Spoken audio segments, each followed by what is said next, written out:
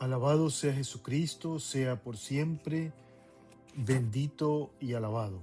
Por la señal de la Santa Cruz de nuestros enemigos, líbranos Señor Dios nuestro, en el nombre del Padre, y del Hijo, y del Espíritu Santo. Amén. Queridos hermanos, llegamos a este episodio del día número 21 en nuestro camino de preparación a la consagración al Sagrado Corazón de Jesús. Estamos en la recta final. Hemos emprendido la curva que nos lleva a de verdad conocernos a nosotros mismos para poder conocer a Dios. Coloquémonos en oración, pongámonos en oración, dispongamos nuestro cuerpo, lo que somos, lo que tenemos, para decirle al Señor: Señor Jesús, que me conozca y que te conozca, que no desee otra cosa sino a ti, que odie a mi ego y te ame a ti, que todo lo haga siempre por ti, que me ilumine a mí y te exalte a ti, que no piense en nada más que en ti, que muera a mí mismo para vivir en ti, que acepte todo como venido de ti, que renuncie a mí para seguirte a ti, que huya de mí y me refugie en ti, para que merezca ser defendido por ti, que me tema a mí y tema ofenderte a ti, para poder ser contado entre tus elegidos, que desconfíe de mí y ponga solo mi confianza en ti, que obedezca a otros por amor a ti, que no me apegue a nada sino solo a ti, que quiera ser pobre por amor a ti. Mírame para que yo te ame, llámame para que yo te vea, para que por toda la eternidad goce de ti, que te conozca y me conozca, Señor. Amén.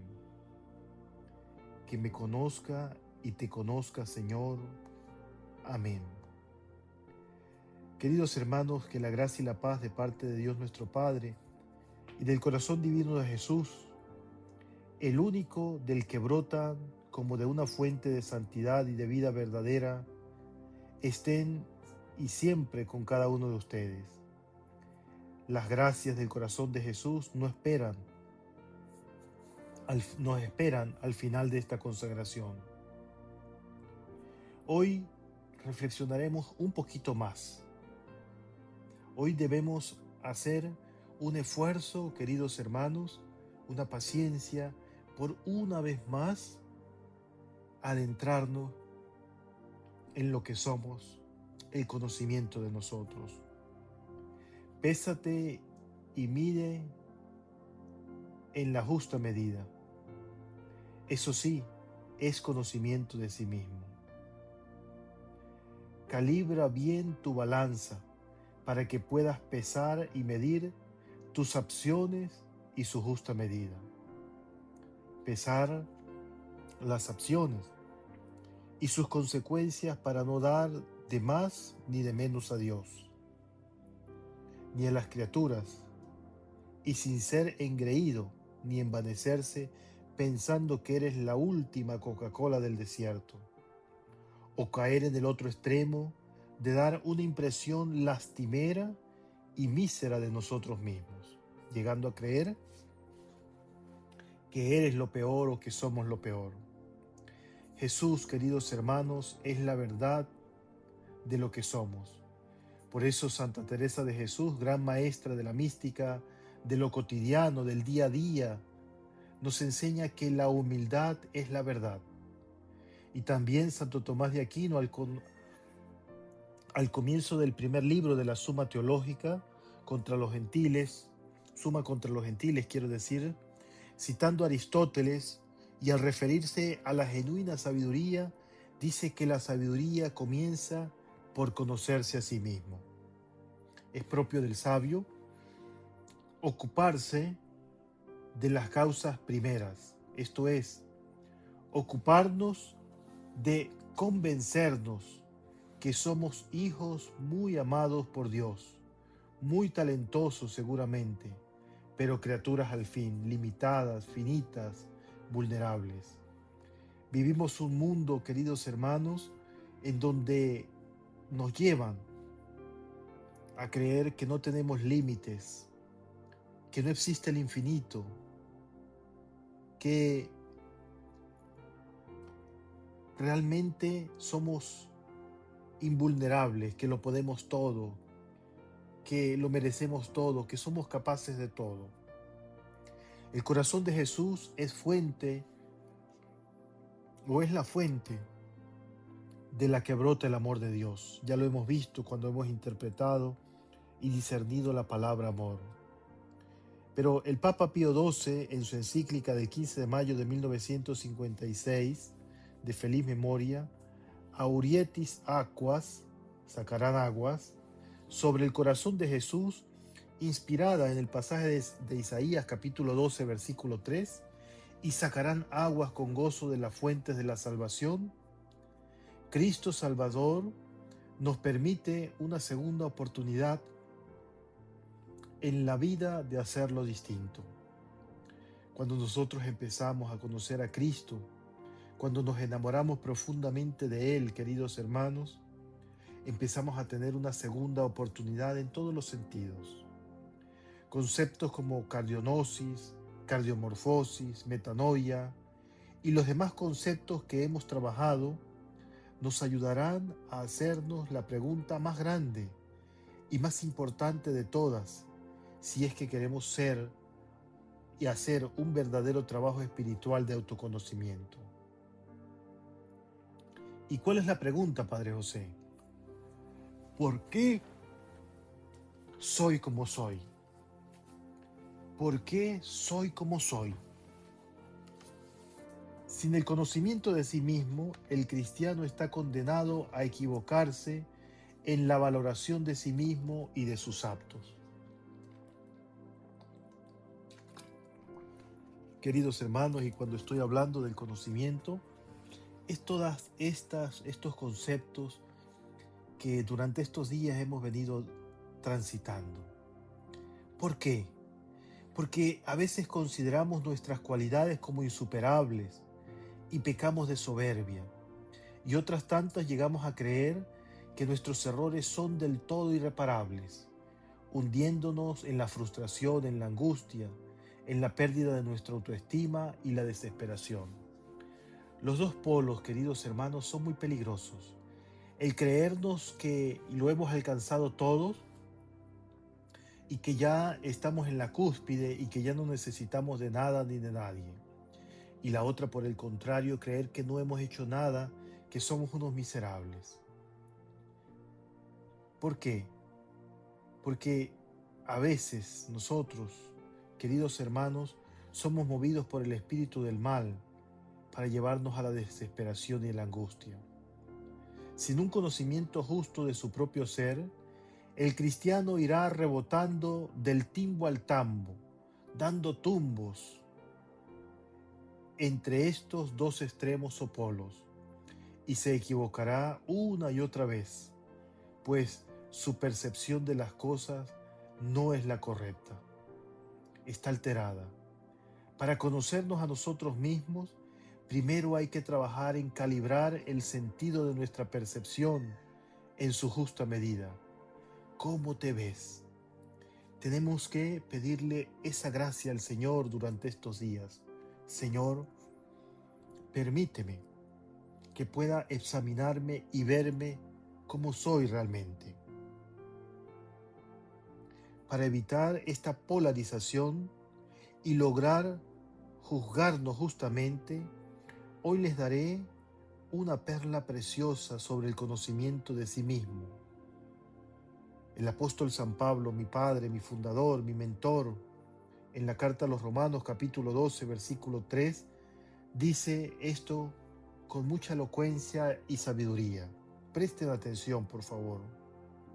Por la gracia que me ha sido dada, les digo a todos ustedes, nadie tenga un concepto de sí más alto que el que debe tener, sino más bien piense de sí mismo con moderación, según la medida de fe que Dios le haya dado. Por eso debemos preguntarnos hoy, ¿cómo me miro? ¿Me miro con ojos de misericordia o con ojos de lástima, o en cambio me miro a mí mismo como decimos aquí en Venezuela, repito, como la tapa del frasco, como la obra maestra de la creación. Después de mí ya no hay nadie que pueda hacer lo que yo hago. Es que todo lo que yo he hecho es imposible que otra persona lo haga.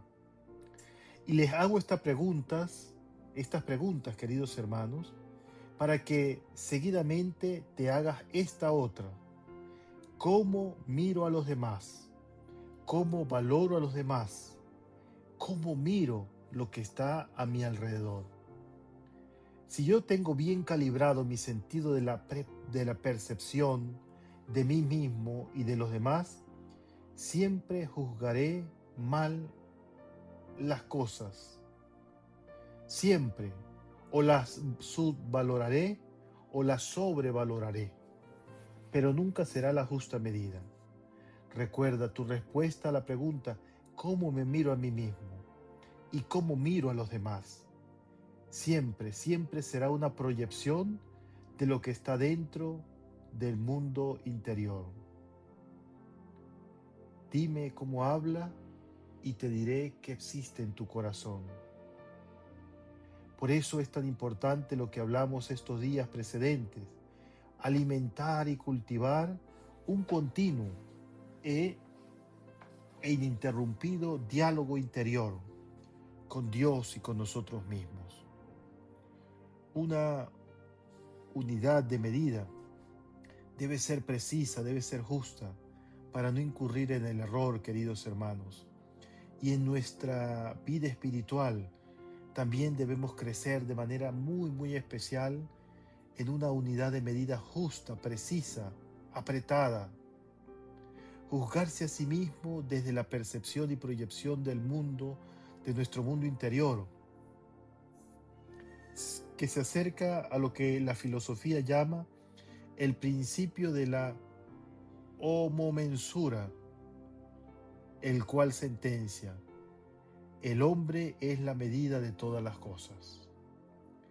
El sofista griego Protágoras de Abdera en el siglo V a.C. es el autor de esta expresión subjetivista: tal como se muestran las cosas, tales son para mí. Y el relativista: cada cabeza es un mundo, que pone al ser humano individual como el centro de referencia de la realidad. El principio completo se enuncia así: el hombre es la medida de todas las cosas, de las que son en cuanto son y de las que no son en cuanto no son. Esta es una postura filosófica pagana, queridos hermanos, sofista, relativista e incompatible con la verdad revelada en las Sagradas Escrituras, la tradición y el magisterio de la Iglesia. Padre, pero es que son tan bonitas esas palabras, sí, pero son paganas, son subjetivistas y no representan realmente el sentido propio de la Sagrada Escritura, de la tradición y del magisterio. Pensar que las cosas son como yo las veo y es soberbia, queridos hermanos. Presunción, y es contrario a la cosmovisión cristiana, pues contradice la existencia de las verdades teológicas absolutas. Dios está en el centro. Dios es el absoluto, el creador de la realidad, la medida de todas las cosas, porque Cristo es la verdad. Aunque el cristianismo reconoce la dignidad humana y a imagen y semejanza de Dios, el humanismo cristiano pone al hombre en el centro, pero siempre en relación con Dios, no como creador, como autónomo de la verdad.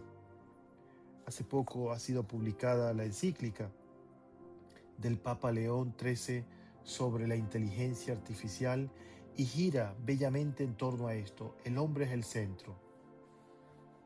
El hombre, en relación con Dios, quiero decir, debe ser el centro de todo el quehacer de la humanidad.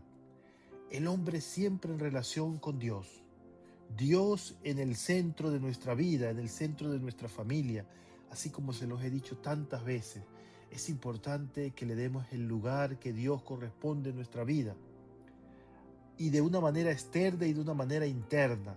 Todo lo más bello, todo lo más sagrado, todo lo más sublime, lo más elegante, lo más puro para Dios, en las cosas materiales y en nuestra vida espiritual. Si usted vende papas en el mercado y yo voy a comprarle 1 kilo de papas, por ejemplo, al pesarme las papas en la balanza, esta balanza debe estar bien calibrada para que usted me venda la unidad de medida que le estoy comprando, es decir, 1 kilo. Pero si al llegar a casa yo peso la bolsa que usted me vendió y descubro que no hay 1 kilo sino 850 gramos, ¿qué puedo pensar de usted? Ese verdadero, esa persona me robó, me estafó. A veces nos pasa de esta misma manera, queridos hermanos. Nos robamos a nosotros mismos, no por una percepción o medición equivocada de nosotros mismos. Nos robamos en nuestra autoestima con estas percepciones falsas.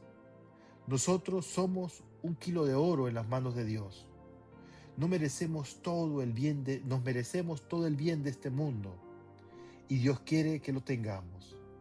Pero son a veces nuestras propias decisiones las que nos llevan a vendernos por el valor de 1 kilo de hojalata.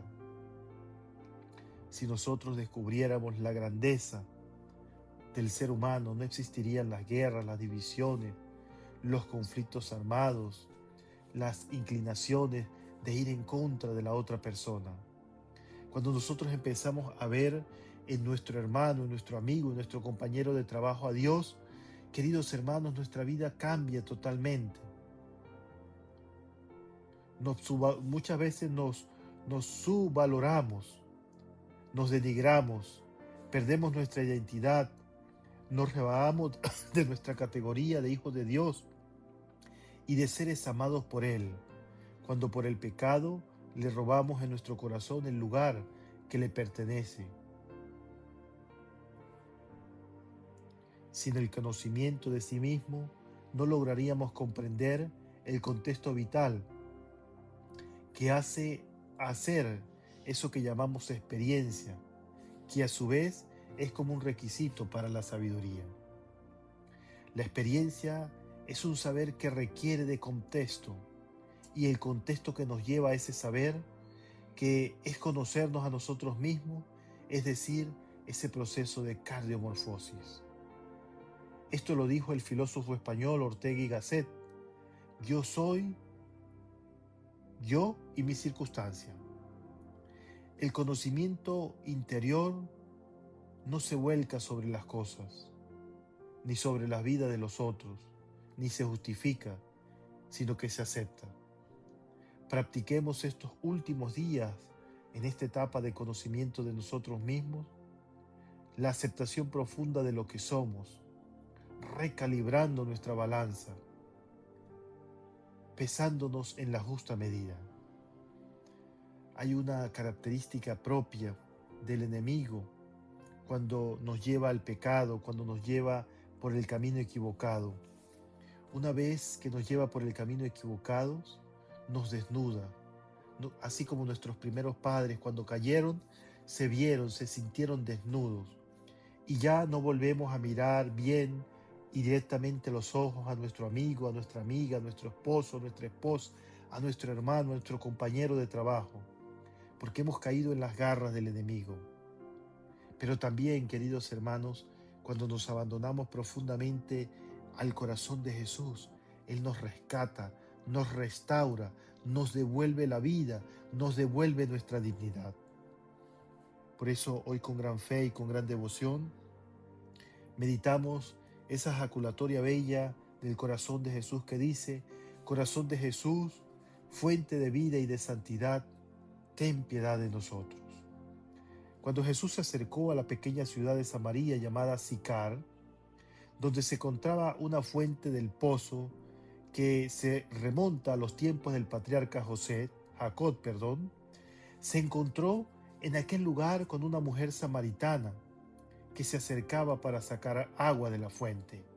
¿Recuerdan ustedes el pasaje bíblico de la samaritana? De ese es que estoy hablando en este momento. Él dijo: dame de beber.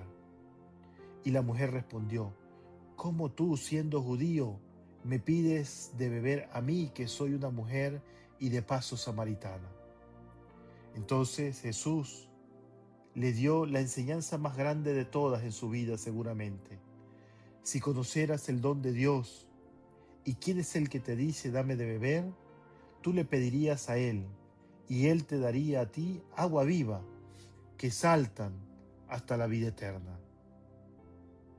Jesús es como la fuente, una fuente de vida y de santidad, un pozo sin fondo de amor, de misericordia, de generosidad, de perdón, de bendiciones.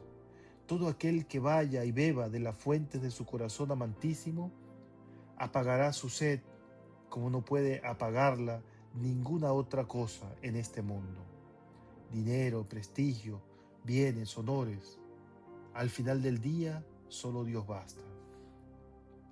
Cuántas experiencias nos toca vivir de personas que, entre paréntesis, lo tienen todo, pero están completamente vacías porque están necesitadas de Dios. En otra ocasión, en el último día de la fiesta de los tabernáculos en Jerusalén, se relata el evangelista San Juan que Jesús dijo: si alguno tiene sed, venga a mí y beba. El que cree en mí, según dice la Escritura, verá cómo corren ríos de agua viva dentro de su ser. Y el evangelista añade: esto lo dijo Jesús del Espíritu que habrían de recibir los que creyeran en Él. Todos deseamos acercarnos a esta fuente de agua viva, queridos hermanos. Todos deseamos beber del corazón divino, que es la fuente de vida y de santidad. En Él nos ha sido dado el Espíritu Santo, que constantemente se da a todos los que con adoración y amor se acercan a Cristo y a su corazón. Acercarse a la fuente es alcanzar la causa primera de la que nos habla Santo Tomás de Aquino, ya que no hay en el mundo otro lugar creado del cual pueda brotar la santidad para la vida humana que del corazón que más amado al ser humano y al hombre y a la mujer corren ríos de agua viva. Han manado de tantos corazones y manan todavía. De ello dan testimonio los santos de todos los tiempos y también los contemplativos. Qué consuelo más grande podemos nosotros sentir, queridos hermanos, en este camino. Llenémonos de asombro al saber que la santidad tiene una fuente, un manantial del que nosotros podemos beber para hacernos santos: el corazón de Jesús. Así lo proclamamos cada vez que rezamos el trisagio del profeta Isaías: Santo, santo, santo, santo es el Señor Dios del universo. El Dios tres veces santo, el Dios santísimo. La santidad no es propia de los hombres, no es propia de las criaturas, sino que es propia de Dios, quien nos invita a participar de su santidad. Como lo dice el Evangelio de Mateo: sean santos como yo soy santo. No nos dejemos llevar y mover por el espíritu del mal, creyendo que no vamos a alcanzar la santidad. Si alguno de ustedes que me escucha cree que no puede alcanzar la santidad, ya está perdido. La gran noticia es que la santidad no está reservada para los espíritus puros, porque ya ellos son santos, o para los ángeles, sino que es también compatible con la carnalidad, con la corporeidad, con la materialidad de nuestra existencia. ¿Cómo se puede ser criatura? ¿Cómo se puede ser carne y hueso y ser santo?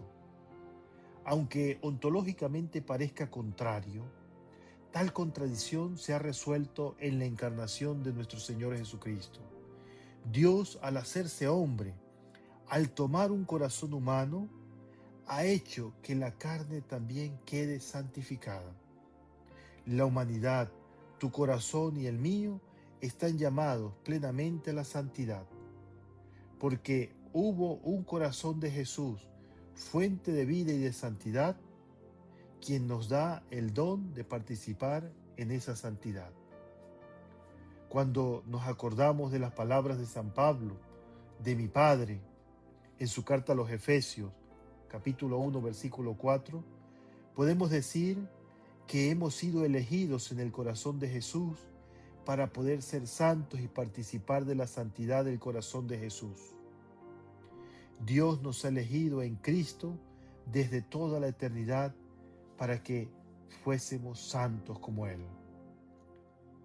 Hace poco escuchaba una predicación de un sacerdote que seguramente se equivocó, se confundió, pero hablaba de que los ángeles caídos son más poderosos que nosotros. Si esto fuera así, ya estaríamos perdidos, porque el deseo del enemigo, el deseo del diablo, el deseo de Satanás, es que nos condenemos para siempre, queridos hermanos. Y es por eso que nuestro Señor Jesucristo ha venido, se ha encarnado, ha derrotado una vez más al enemigo y nos invita a que seamos santos. Sean santos como yo soy santo. Dios nos ha elegido en Cristo Jesús desde toda la eternidad para que seamos santos. Y santos, queridos hermanos, no tienen que ver con solamente andar con las manos juntas, con el rosario en la mano, con la Biblia, en éxtasis, caminando en las iglesias y en los lugares como que estuviéramos volando.